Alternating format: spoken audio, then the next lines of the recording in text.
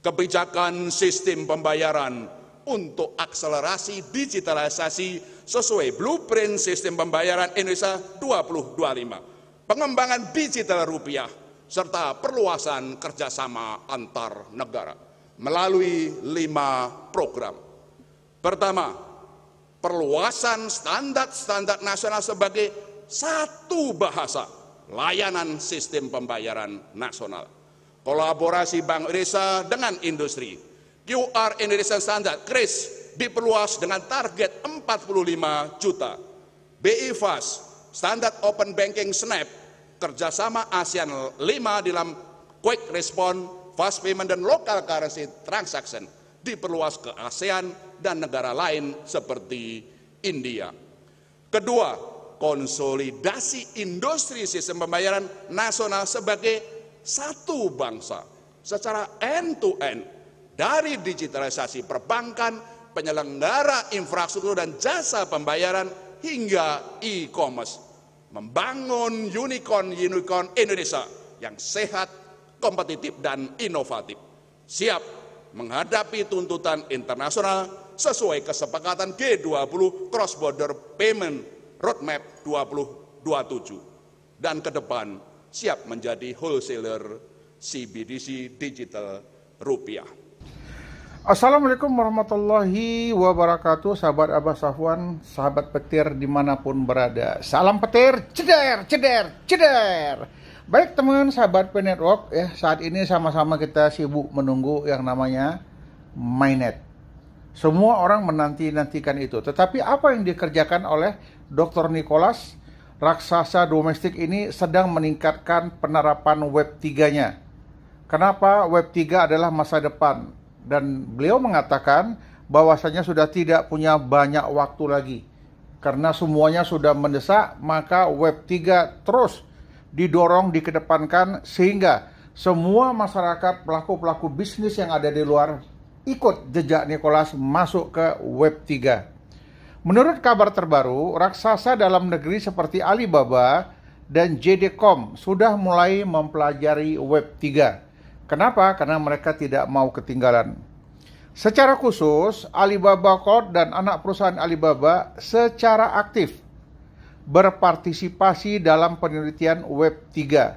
Seperti apa Web 3 itu? Bagaimana kemajuan Web 3 untuk masa depan? Jadi seorang raja bisnis tingkat dunia, boleh dikatakan Alibaba, yang bergerak banyaknya di Cina, ini secara otomatis terus membentuk tim untuk mempelajari Web 3. Tujuannya adalah untuk menyediakan layanan bagi beberapa perusahaan dalam negeri dan membangun aplikasi Web 3. Kemudian Alibaba menyatakan berencana untuk mengembangkan terus perusahaannya melalui Web 3.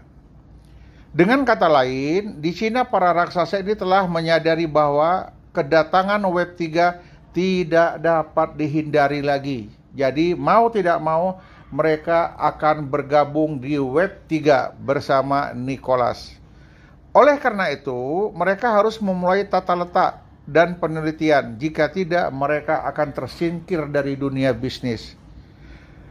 Bagi core team, itu tentu hal yang baik. Karena raksasa Alibaba ini sudah mulai menata di masa depan. Lebih banyak orang dapat mengetahui apa itu Web 3 yang sebenarnya. Dengan cara ini, Web 3, core team dapat dengan cepat memasuki bidang penglihatan semua orang. Poin ini sangat kritis. Agaknya saat kita memperkenalkan Web 3, kami kepada orang lain, 9 dari 10 orang yang melihat Web 3 banyak yang tidak percaya apa itu Web 3. Karena rendahnya popularitas teknologi Web 3 dan blok-blok rantai yang tercipta. Jadi masih terus disosialisasikan Web 3 itu agar semua masyarakat, semua pelaku bisnis mengetahui manfaat dan kegunaan Web 3 itu sendiri. Ketika raksasa domestik dan banyak aplikasi Web 3 muncul, kesadaran semua orang akan meningkat. Saat ini kondusif untuk peningkatan pesat Web 3, ekologis kita, dan ada peluang besar di situ. Meskipun raksasa domestik sedang menyebarkan, meneliti, karena situasi domestik mereka tidak dapat membuat rantai publik seperti yang kita harapkan. Oleh karena itu, core team memiliki waktu, tempat, ruang yang tepat, dan banyak perusahaan diajak bergabung untuk memasuki Web 3 bersama Nicholas. Saat ini, penelitian dalam negeri tentang teknologi blok-blok rantai telah memasuki tingkat lanjut.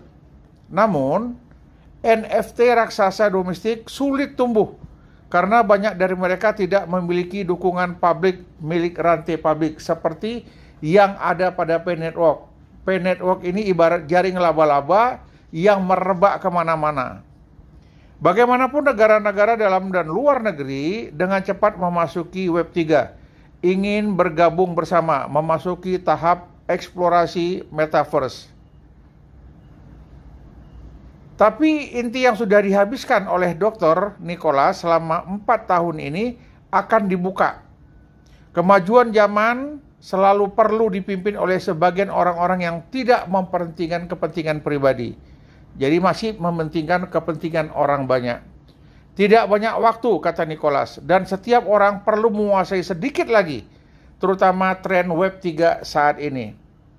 Dengan bertambahnya pengalaman dan usia, kita harus belajar bagaimana memandang banyak hal.